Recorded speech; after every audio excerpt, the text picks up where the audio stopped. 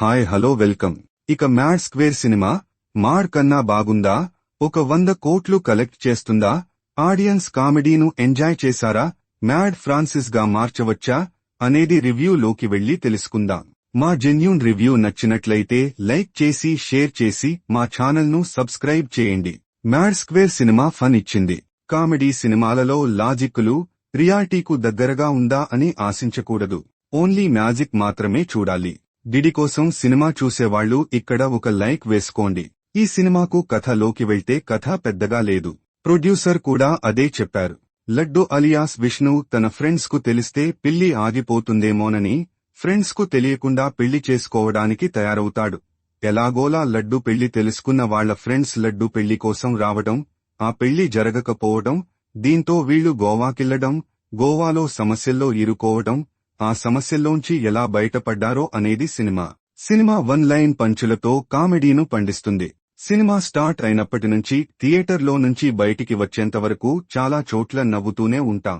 కొన్ని సీన్లలో ఫోర్స్ఫుల్ నవ్వాల్సి వస్తుంది. చాలా సీరియస్ విషయంలో కూడా కామెడీను పండించి డైరెక్టర్ సక్సెస్ అయ్యారు. స్క్రీన్ ప్లే చాలా స్పీడ్ వెళ్తుంది. చివర్లో ఒక ట్విస్ట్ ఉంది. అయితే అది అంత ఇంపాక్ట్ గా లేదు.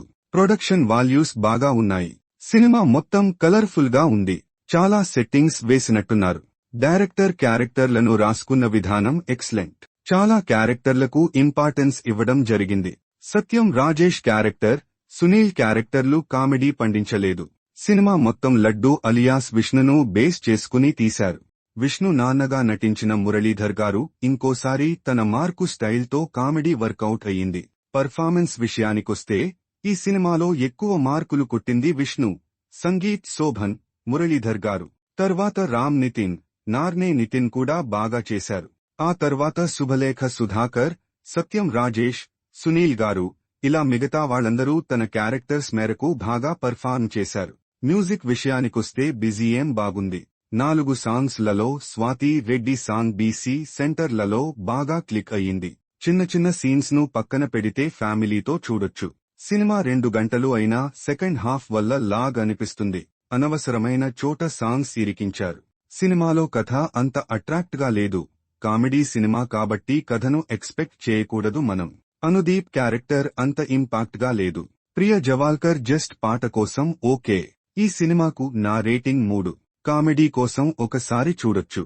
మన కామెడీ వల్ల డబ్బులకైతే గిట్టుబాటు అవుతుంది.